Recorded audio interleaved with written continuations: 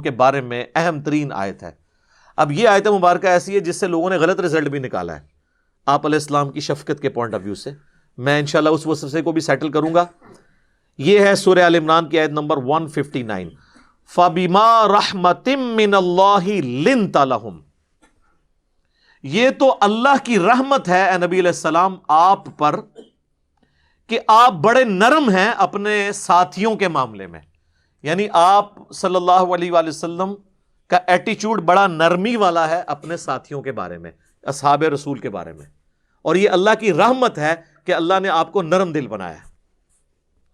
وَلَوْ كُنْتَ فَظًّا غَلِيظَ الْقَلْبِ، اور بالفرض اگر آپ صلی اللہ علیہ وآلہ وسلم تند مزاج ہوتے اور سخت دل ہوتے، لَانفَضُّوا مِنْ حَوْلِكَ، تو آپ کے ساتھی آپ کو چھوڑ کے چلے جاتے۔ اس میں صحابہ کرام کی توصیف بھی آئی ہے، حضور کے اخلاق کی وجہ سے آپ کے ساتھی آپ کے ساتھ کمیٹڈ ہیں، اور دوسرا یہ بتایا گیا کہ آپ علیہ السلام کے اخلاق کی یہ برکت ہے کہ لوگ آپ کو چھوڑ کے نہیں جاتے۔ اگر آپ تند مزاج ہوتے یا سخت دل گیر ہوتے تو آپ صلی اللہ علیہ وآلہ وسلم کی سخت دلی کی وجہ سے آپ کے ساتھی آپ کو چھوڑ گئے ہوتے۔ یہ اصل میں اس کانٹیکسٹ میں بات ہو رہی ہے کہ یہ جو آپ کے اصحاب نے غزوہ احد میں غلطی کی ہے نا، تو آپ ان سے ذرا صرف نظر کریں۔ ظاہر لیڈر کو تو سب سے زیادہ تکلیف ہوتی ہے نا، جیتا ہوا میچ چند پلیئرز کی غلطی کی وجہ سے پوری ٹیم ہار جائے تو کیپٹن پھر غصہ تو نکالے گا نا، اور جب وہ اللہ کی کاز کے لیے کھڑا ہو۔ صحیح بخاری میں آتا ہے کہ 50 تیر اندازوں کو نبی صلی اللہ علیہ وآلہ وسلم نے احد کے موقع پر ایک ٹیلے پہ ڈیوٹی لگائی تھی، کیونکہ خطرہ تھا کہ پیچھے سے لوگ حملہ آور ہو سکتے ہیں، اور ان کی ڈیٹرنس کی وجہ سے وہ پیچھے سے حملہ آور نہیں ہو رہے تھے۔ اور بخاری کے الفاظ ہیں، چونکہ غزوہ احد کے کانٹیکسٹ میں یاد نازل ہوئی ہیں، اسی طرف اشارہ ہے کہ نبی علیہ السلام نے فرمایا کہ تم دیکھو نا کہ چیل کوے پرندے ہماری بوٹیاں بھی اٹھا کے لے کے جا رہے ہیں ہماری لاشوں کی، تب بھی تم نے میرے حکم کے بغیر یہ ٹیلا نہیں چھوڑنا۔ اب اس سے زیادہ واشگاف انداز میں کسی کو سمجھایا جا سکتا ہے؟ مجھے بتائیں، اس کے بعد کوئی گنجائش تھی کہ کوئی شخص نبی علیہ السلام کی نافرمانی کرتا؟ لیکن وہی ہوا۔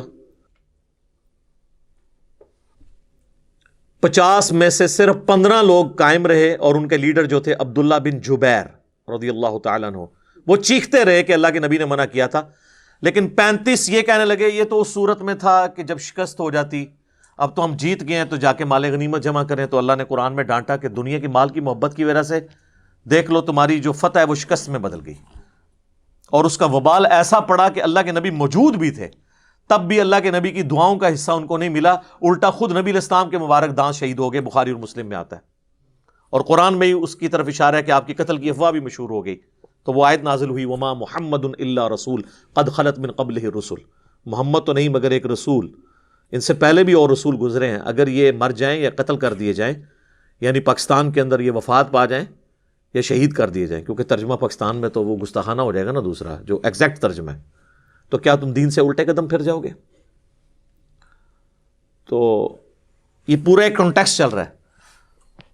تو انہوں نے چھوڑ دیا، اجتہاد کر لیا خود سے، حالانکہ یہ اجتہاد بھی غلط تھا۔ جب حضور یہ کہہ رہے تھے کہ ہماری لاشیں بھی چیل اور کوے اٹھا کے لے جائیں تب بھی نہیں، تو اس کا مطلب ہے چاہے شکست ہو چاہے فتح ہو تم نے نہیں جگہ چھوڑنی۔ تو یہ انہوں نے کیسے کنکلوڈ کر لیا کہ بھئی فتح ہے تو اب ہم نے یہ کرنا ہے؟ بس وہی ہوا کہ وہ خالد بن ولید کی عقابی نظریں دیکھ رہی تھی کہ درہ خالی ہو گیا ہے، وہ درہ آج بھی اسی طریقے سے موجود ہے، وہاں پہ اب سٹال لگے ہوتے ہیں غزوہ احد کے قبرستان کے بعد، وہاں پہ لوگ تسبیحیں بیچ رہے ہوتے ہیں یا زمین پہ چیزیں، وہ درہ بہرحال وہی موجود ہے ابھی تک۔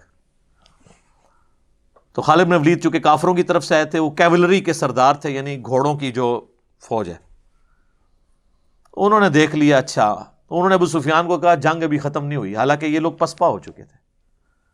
صحیح بخاری میں آتا ہے انہوں نے پھر پیچھے سے آ کے حملہ کیا، 70 سے زیادہ اصحاب شہید ہوئے، اور کئی اصحاب رسول کی مارنے کی وجہ سے ہی قتل ہو گئے فرینڈلی فائرنگ کے اندر۔ حضرت حذیفہ ابن یمان کے باپ یمان اور جابر بن عبداللہ کے والد جو ہیں وہ عبداللہ، بخاری میں آتا ہے یہ دونوں کو مسلمانوں نے قتل کر دیا. وہ چیختے رہے لیکن بھگدڑ مچ گئی, پتہ ہی نہیں چلا. وردیاں تو ہے نہیں تھی, گرد اڑ رہی تھی, مار دیا. کیونکہ مسلمانوں کو اب سمجھ ہی نہ لگی, پیچھے سے بھی حملہ ہو گیا, سامنے سے بھی حملہ ہو گیا, تو وہ سینڈوچ بن گئے. اور حضرت حذیفہ بن یمان کے بارے میں بخاری میں آتا ہے پوری زندگی وہ اپنے باپ کو بھولتے نہیں تھے کہ میرا باپ اس طریقے سے مارا گیا, اور ان کو دعاؤں میں یاد رکھتے تھے. یہ زخم پوری زندگی ان کے دل پہ ہرا رہا. تو یہ صورتحال ہو گئی. واضح فتح شکست میں بدل گئی. گھر کوئی ایک بھی ایسا نہیں تھا مدینہ شریف میں کہ جس گھر میں کوئی میت نہ اٹھی ہو. خود رسول اللہ کو سب سے بڑا صدمہ پہنچا کہ آپ کے دودھ شریک بھائی بھی اور چچا بھی حمزہ بن عبد المطلب جو آرمی چیف بھی تھے آپ کے, وہ بھی شہید ہو گئے. ان کی لاش کا مسئلہ ہوا. نبی علیہ السلام بھی بہت غم زدہ تھے. تو اسی لیے تو یہ 60 آیات صرف غزوہ احد کی کمنٹری ہے. پورے قرآن میں اس طریقے سے کسی جنگ کی کمنٹری نہیں آئی ہے. اس کے بعد اگر آئی ہے تو غزوہ تبوک کی آئی ہے سورہ التوبہ کے اندر, آگے چل کے آئے گی.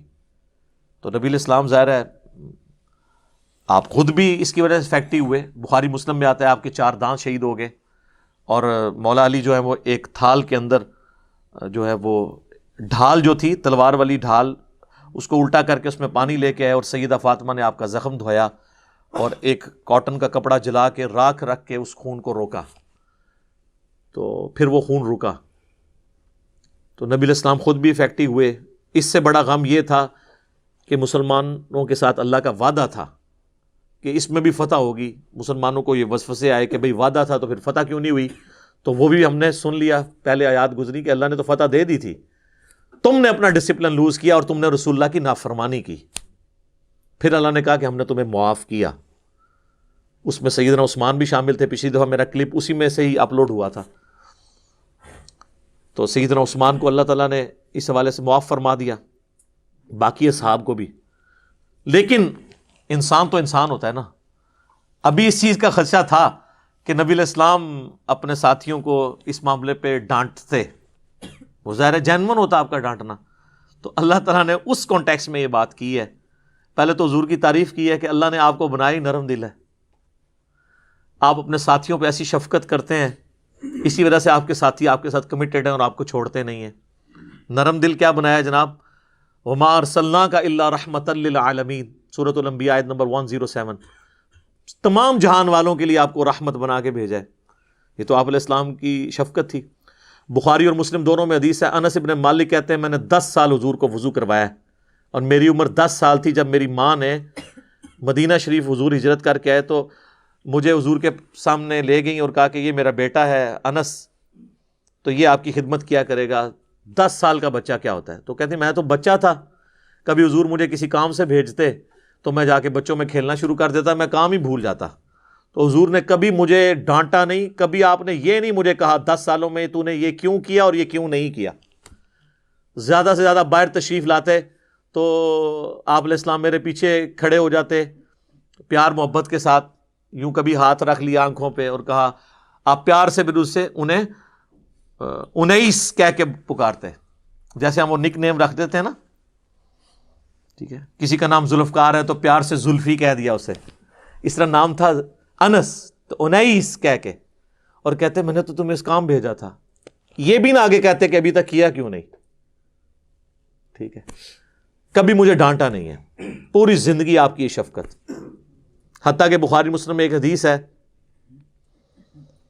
صحابی کہتے ہیں نبی علیہ السلام اپنے گھوڑے یا خچر یا گدھے پہ سوار تھے, ایک پینڈو شخص آیا, آپ نے اپنے گردن پہ وہ ایک چادر رکھی ہوئی تھی, اوڑی ہوئی تھی, اس نے سیدھے آ کے نا آپ کی چادر کو, جو آپ کو پتا ہے پینڈو تو پینڈو ہی ہوتا ہے, اور پھر عرب دا پینڈو, ایک پینڈو تو عرب دا اعرابی, اس نے سیدھی آ کے نا چادر یوں کھینچی, اور صحابی کہتے ہیں اتنی زور سے اس نے کھینچی کہ حضور کی گردن پہ نا لائن پڑ گئی اس چادر کی وجہ سے, اور کہتا ہے کہ اے محمد جو کچھ اللہ نے تمہیں دیا اس میں سے ہمیں بھی کچھ دو, یعنی جو مال غنیمت میں سے.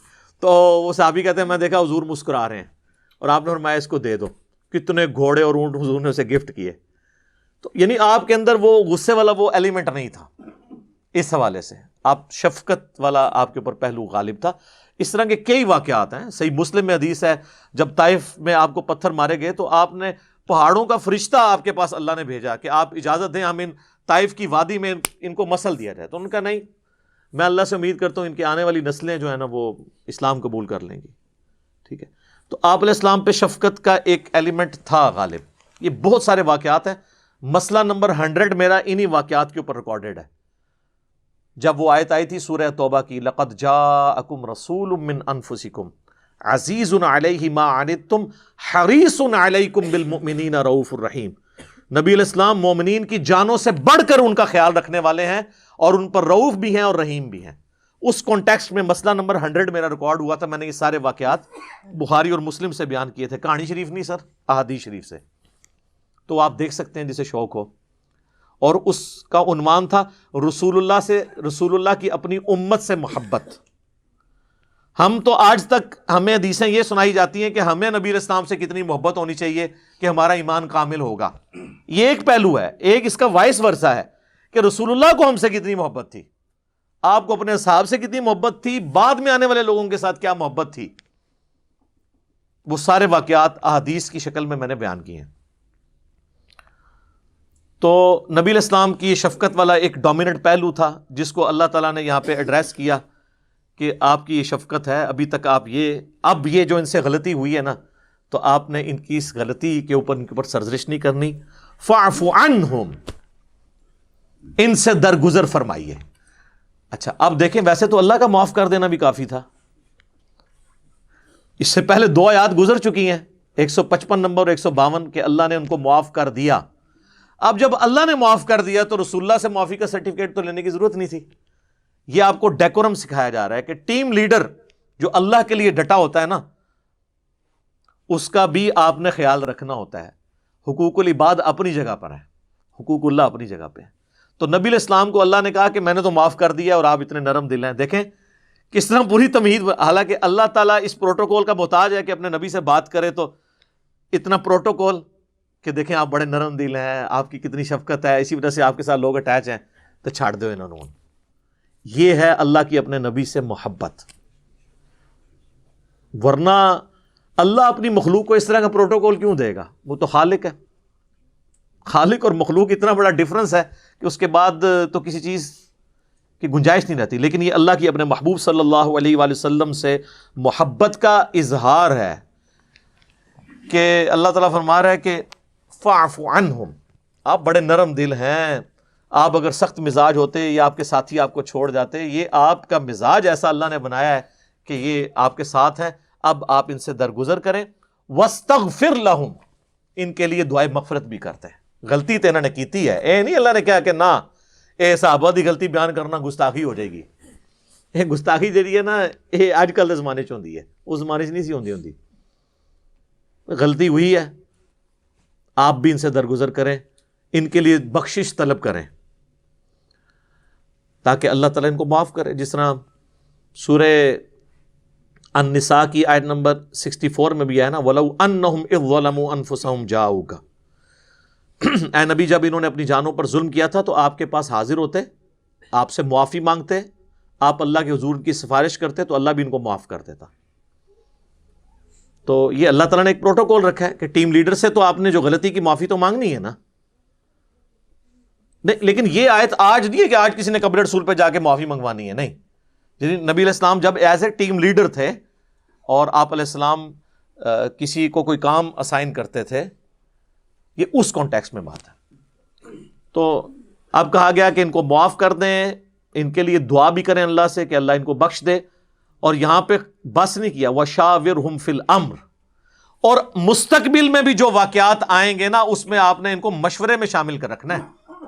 یہ نہ ہو کہ آپ اب کنکلوڈ کر لیں کہ چونکہ انہوں نے میری نافرمانی کیا آندہ میں نے مشورے میں نہیں ماننا. اس دنیا میں تو یہی لیڈر کرتے ہیں نا کہ تو تے بولنا ہی نہیں ہے، تو جو پچھلی بار کام پایا سی نا تو تے اس ٹائم نہ بول.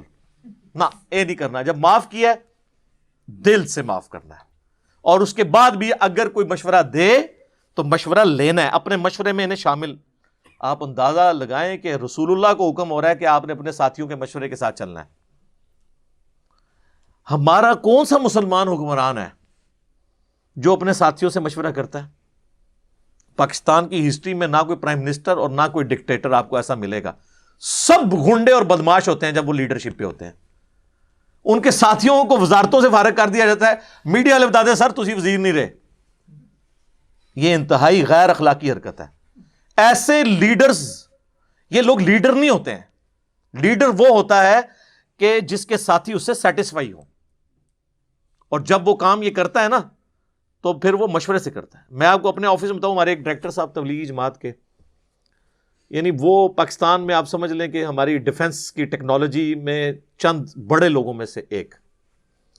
میری جب سلیکشن بھی ہوئی تو انہوں نے میرا انٹرویو کیا تو مجھے بعد میں پتا چلا جب میں ان کے پاس، تو ان میں نے یہ عادت دیکھی تھی کہ حالانکہ ہم سے بہت سینئر آفیسر تھے، جب کبھی انہوں نے کوئی ڈیوٹی ہمیں اسائن کی ہے اور وہ ہماری ڈیوٹی چینج کرنی ہوتی تھی نا، اور ان کو یہ خدشہ ہوتا تھا کہ اس بات کا برا منائے گا، کیونکہ میرے ساتھ تو یہ اکثر ہو جاتا تھا، کیونکہ ان کو میرے پہ یہ مان تھا کہ جس کام پہ میں اس کو لگاؤں گا نا وہ کام سٹریم لائن ہو جائے گا. وہ جب سٹریم لائن ہو جاتا تھا انہوں کہتے تھا نہیں اے ہن نواں کام ہے اے تو کرنا ہے.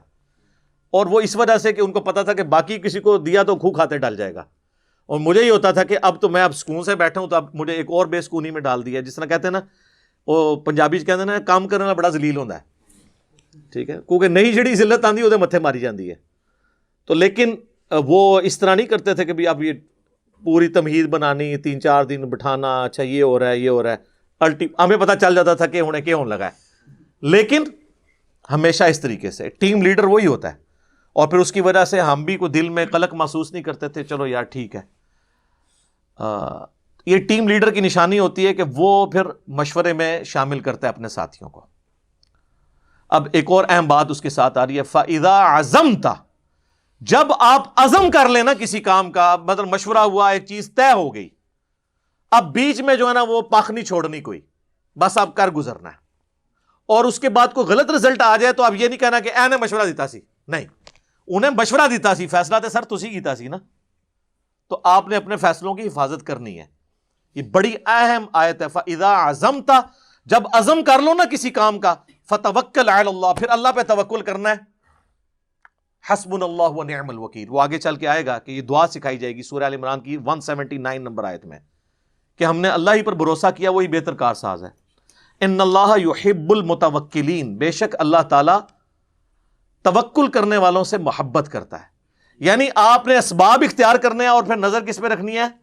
مسبب الاسباب کے اوپر. توکل اللہ پہ کرنا. توکل یہ نہیں ہوتا کہ کرو کچھ نہ، یہ پیچھے دیکھیں کتنے کام بتائے گئے ہیں، یہ کرنے کے بعد مشورہ بھی کرنا ہے، پھر عزم بھی کرنا ہے، پھر اللہ پہ توکل.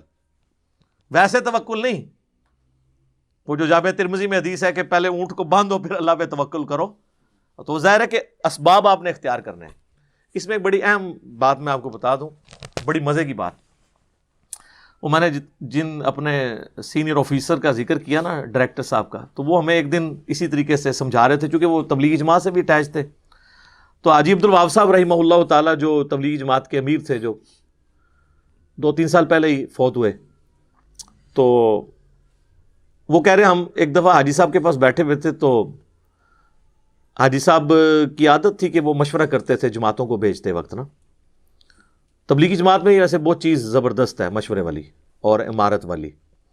باقی کسی کو تعلیمات سے کوئی اختلاف ہو سکتا ہے، لیکن ان کا سسٹم بڑا ماشاءاللہ مضبوط ہے. تو وہ مشورہ کرتے تھے جماعت یہ یعنی اب یہ جماعت جو ہے یہ جماعت ہم نے ٹرین پہ روانہ کرنی ہے، بس پہ روانہ کرنی ہے، یا اپنی گاڑی کروا کے، یہ وہ مشورہ لیا کرتے تھے جب دور جماعتیں جاتی. تو کہتے ہیں مشورے کے دوران نا مختلف لوگوں نے مشورہ دیا. کسی نے کہا کہ بس پہ جاتے ہیں، کسی نے کہا جی پیدل جاتے ہیں. پیدل جماعتیں بھی ان کی کئی 100 کلومیٹر تک وہ دعوت کے طور پہ چلتی ہیں. کسی نے کہا جی ٹرین پہ جانا ہے. الٹیمیٹلی طے ہو گیا جی ٹرین پہ جماعت جائے گی. فیصلہ ہو گیا. فیصلہ کرنے کے بعد حاجی صاحب نے نا پھر دوبارہ سے جنہوں نے بس کا مشورہ دیا تھا نا ان کو پوچھا کہ ہاں جی بتائیں کس طریقے سے سفر اختیار کرنا چاہیے. تو انہوں نے پھر کہا جی بس پہ. انہوں نے کہا نا، اب جب طے ہو جائے نا تو اب تم نے بھی یہی کہنا ہے ٹرین پہ، تاکہ یونٹی نہ ٹوٹے. یہ مشورہ اس وقت تک تھا جب تک ڈیسیژن نہیں ہوا. ونس ڈیسیژن ہو جائے نا تو بس والے نے بھی کہنا ہے ٹرین، ٹرین والے نے تو کہنا ہی ٹرین ہے، باقی سب نے بھی، پیدل والوں نے بھی کہنا ہے ٹرین، ورنہ راستے میں کوئی مصیبت آئے گی، ٹرین کہیں پہ خراب ہو گئی تو ٹرین کا مشورہ دینے والی شامت آ جائے گی، تو وہ تو میرے بھائی بس بھی راستے میں پنکچر ہو سکتی تھی، بسیں تو ماشاءاللہ یہاں راکٹ کی سپیڈ پہ چل رہی ہوتی ہے، بس کا تو پہنچنا بھی اس کی پروبیبلٹی بھی کم ہوتی ہے، تو پھر آپ کسی کو یہ تانا نہیں دے سکتے کہ تو مشورہ دیتا سی، وہ اللہ کی طرف سے ہوتا ہے، اسی لیے کہا گیا فَإِذَا عَزَمْتَ، جب آپ عزم کر لیں نا پھر اللہ پہ توکل کرنا ہے آپ نے، رزلٹ جو بھی ہے۔ اس کو سپورٹیو وہ حدیث ہے جو تقدیر والے چیپٹر میں ہے صحیح مسلم میں، مسئلہ تقدیر کے اوپر آلموسٹ 60 کے قریب حدیثیں لی ہیں امام مسلم نے، اور اس کی آخری حدیث یہی ہے کتاب القدر چیپٹر کی۔ میں یہ سمجھتا ہوں یہ حدیث جو ہے نا، یہ تو سنہری حروف میں نا چوراہوں پہ لگانی چاہیے لکھ کے۔ صحیح مسلم کی حدیث ہے، نبی صلی اللہ علیہ وآلہ وسلم نے فرمایا، اے ابو ہریرہ، جو چیز تجھے نفع دے اس کے حصول کے لیے اپنی پوری کوشش کر، سستی نہ کرنا، کاہلی نہ کرنا، اور اللہ سے مدد طلب کرنا۔ پھر بھی اگر رزلٹ تیرے خلاف آ جائے تو یہ نہ کہنا کہ اگر میں یہ کر لیتا تو یہ ہو جاتا، اگر میں یہ کر لیتا تو یہ ہو جاتا، یہ اگر مگر شیطان کا دروازہ کھول دے گا۔ یہ سب کچھ یعنی انگریز بھی یہی کرتا ہے، فیزیبلٹی پہلے بناتا ہے، وہ 80% ایفرٹ فیزیبلٹی پہ پٹ کرتے ہیں، 20% جو ہے وہ کاسٹ ان کی آتی ہے کام کرنے کے اوپر۔ یہ نہ ہونا کہ وہ کر بیٹھے تو اینڈ پہ پتا چلے کہ جناب ادھر تو یہ مصیبت کھڑی ہو گئی ہے، جہاں ہمارے کئی پروجیکٹس کے ساتھ یہ ہو جاتا ہے۔ تو اب اس میں الفاظ کیا ہیں کہ جو بھی چیز تمہیں نفع دے دنیا میں اور آخرت میں، جنرل ہے، اس کے لیے کوشش کرنی ہے، کاہلی نہیں کرنی، سستی نہیں کرنی۔ یہ نہیں کہ خالی پیپر جو ہے وہ دروشی پڑھ کے پھونک کے تو وہ ممتحن کے حوالے کر کے آ جانا ہے میں پاس ہو جاؤں گا، بعض میرے کو آ کے دعاواں کرانی ہے نہ، اس طرح نہیں کو پاس ہوگا۔ سستی نہیں کرنی، کاہلی نہیں کرنی، اور کوشش کرنی ہے، اور اللہ سے مدد طلب کرنی ہے، اللہ کو نہیں نکالنا کبھی بیچ میں سے۔ کوشش، یہ دونوں چیزیں پیرلل میں چلتی ہیں، نہ بالکل تقدیر پہ چیز ڈال دینی ہے اور نہ صرف اپنی کوششوں کو سب کچھ سمجھ لینا ہے۔ یہ قدریہ کا موقف تھا نا کہ بھئی تقدیر کوئی چیز نہیں، اور جبریہ کہتے تھے کہ جی تقدیر ہی غالب ہے، انسان کچھ نہیں کرتا۔ اہل سنت کا منہج درمیان میں ہے کہ کچھ چیزیں اللہ نے تقدیر کا ساتھ رکھی ہیں، کچھ ہماری کوشش سے جڑی ہوئی ہیں، دونوں سے مل کے ایک رزلٹ نکلتا ہے، ورنہ تو رسولوں کا مقدمہ، کتابوں کا مقدمہ ہی ختم ہو جائے گا اگر ہماری ول کی کوئی اہمیت نہیں ہوگی۔ قرآن تو بار بار اسی کے اوپر ہی ایمفسائز کرتا ہے، والذین جاہدوا فینا لنہدینہم سبلنا، جو لوگ ہماری راہ میں کوشش کریں گے ہم اپنی راہیں ان کے لیے کھول دیں گے، لیکن جو کوشش نہیں کرے گا، جو کک نہیں مارے گا نا، اس کی گاڑی نہیں سٹارٹ ہوگی۔ ویسے دنیا کے ہم سارے کام میں یہ کر رہے ہوتے ہیں، آخرت کے معاملے میں کہتے ہیں دعا کرو توفیق مل جائے۔ مجھے آج تک کوئی بندہ نہیں ملا کہ دعا کرو مجھے توفیق مل جائے کہ میں نے ارادہ کیا ہے کہ ابھی جا کے میں نے جو ہے نا دوپہر کا کھانا کھانا ہے، وہ کھانا ہی ہوتا ہے۔ کسی نے باتھ روم جانے سے، واش روم میں جانے سے پہلے کبھی توفیق نہیں اللہ سے مانگی، حالانکہ کتنا خطرناک کام ہوتا ہے اگر کسی کا پیشاب بند ہو جائے۔ آج تک کسی نے کہا کہ دعا کرو اس دفعہ بھی میرا ارادہ ہے کہ آج میں نے اتنی دفعہ پیشاب کے لیے جانا ہے، میرا پیشاب نہ بند ہو، کیونکہ وہ ہم نے کرنا ہوتا ہے، چیزیں انڈرسٹوڈ ہوتی ہیں۔ جیسے ہی دین پہ چلنے کی باری آتی ہے تو توفیق، دعائیں، یہ سب ڈرامے نے اپنے آپ کو دے ہی رکھو توکے۔ تو ہم نے تو کرنی ننگی بات، ننگی بات کی بغیر بات سمجھ نہیں آتی ہے، اپنے آپ کو دھوکہ دے رہے نا۔ تو اللہ تبارک و تعالیٰ نے یعنی یہاں پہ ایک سلیقہ سکھایا کہ جب اللہ پہ توکل کر لیا، عزم پکا، بس اب آپ کوشش کر گزریں، باقی رزلٹ اللہ پہ چھوڑ دیں۔ مولا علی کا قول ہے نا، میں نے اپنے ارادوں کے ٹوٹنے سے اللہ کو پہچانا ہے۔ کیوں؟ ساری کوشش کر لی، حالات و واقعات بھی فیوریبل تھے، رزلٹ کچھ اور نکل آیا، تو اس کا مطلب ہے کہ کوئی اور ہستی ہے جو چاہتی ہے کہ یہ ایسے نہ ہو، اس کے ساتھ تو کوئی ٹکر نہیں لے سکتا۔ تو اگر مگر شیطان کا دروازہ کھول دیتا ہے، جو صحیح مسلم کے الفاظ ہیں، اس لیے کہ اگر مگر سے پھر جو تقدیر کی طرف سے فیصلہ ہوا ہوتا ہے نا، آپ اس کو چیلنج کر رہے ہوتے ہیں۔ ایک تو ہے کہ آپ اس کو ریویو کر کے پلان کریں، وہ ایک اور چیز ہے کہ جی آندہ ہم اس چیز کو کاؤنٹر فار کریں گے، اس کو کریں گے، اس کو کریں گے، لیکن اس کی لکیر پیٹ کے بیٹھ جانا، یہ چیز غلط ہے۔ حالانکہ یہاں پہ آپ دیکھ رہے ہیں کہ صراحتاً غلطی ہوئی تھی، اس پہ اللہ نے ڈانٹا بھی ہے، لیکن الٹیمیٹلی حضور کو کہا کہ بس چھوڑ دے، معاف کرے، مشورے میں شامل کریں، آندہ کے لیے بھی آپ یہ کریں. یہ اسی چیز کی نفی کی جا رہی ہے کہ بس یہ اللہ کی طرف سے ایک معاملہ ہونا تھا، تمہارا ڈسپلن لوز ہوا. لیکن سر دیکھیں، یہ غزوہ احد کا ہی ڈسپلن لوز ہوا ہے، اس کے بعد مسلمانوں نے کوئی جنگ نہیں ہاری. یہ ایک واقعہ مستقبل کی جنگوں کے لیے، جس میں رومن اور پرشینز کو مسلمانوں نے شکست دے کے صدیوں کی سپر پاورز کو الٹنا تھا، یہ چھوٹی سی بیٹل فیلڈ نے مسلمانوں کو وہ سبق سکھایا کہ وہ بڑی بیٹل فیلڈز میں اگر یہ ڈسپلن لوز کرتے تو کیا قادسیہ میں جو ہے وہ پرشین امپائر کا مقابلہ کر سکتے تھے، یرموک میں رومن امپائر کا مقابلہ کر سکتے تھے، جن کی ریزروڈ آرمیز ہی لاکھوں کے اندر تھی، جن کے پاس اسلحہ بھی لیٹسٹ تھا. تو یہاں پہ اللہ تعالیٰ نے جو ڈسپلن سکھایا ہے نا، اس کی وجہ سے پھر آگے وہ معاملات چلے. وہ سر آپ عمر سیریز دیکھیں کہ کس طرح مسلمانوں نے کس حکمت عملی کے ساتھ جنگوں کو جیتا ہے، انہی کا اسلحہ چھین کے انہی کو الٹا ہے. تو وہ اسی یونٹی کی وجہ سے، ڈسپلن لوز نہ ہونے کی وجہ سے سب کچھ ہوا ہے. آپ دیکھ لیں قادسیہ کے اندر جب مسلمانوں کی فوج پسپا ہو گئی ہے، تو حضرت سعد ابن ابی وقاص جو ہیں وہ تو بیمار تھے، وہ تو قلعے میں پیچھے بیٹھے ہوئے تھے، ان کو بہت تیز بخار ہو گیا تھا، اتنے لاغر ہو گئے تھے کہ وہ چل بھی نہیں سکتے تھے. لیکن ایک ایک لمحے کی رپورٹ لے رہے تھے. وہ پرشینز جو ہیں ہاتھی لے کے آگے، اتنے بڑے بڑے، عرب کے گھوڑوں نے ہاتھی دیکھے نہیں ہوئے تھے. وہ تو عرب کے گھوڑے جب ہاتھی دیکھتے تھے تو بھاگ جاتے تھے. تو وہ تو مسلمانوں کو ہی کچلنا شروع کر دیا انہوں نے. تو انہوں نے، ساتھی نے آگے اطلاع کی کہ حضرت یہ تو وہ تو ہاتھی لے کے، اتنے بڑے بڑے ہاتھی لے کے آگے ہیں. تو حضرت سعد ابن ابی وقاص نے کہا کہ بنو تمیم کے لوگوں کو میرے پاس بلاؤ.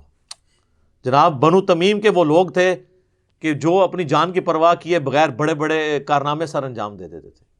سر انہوں نے گھوڑوں کو کیا سائیڈ پہ کہ گھوڑا تو بدک جاتا ہے، پیدل گئے، کتنے لوگوں کی جان بھی اس میں چلی گئی، کئی لوگ ہاتھی کے نیچے آ کے مر بھی گئے.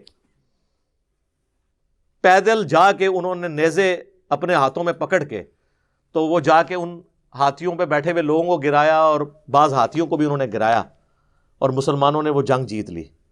8,500 مسلمان شہید ہوئے.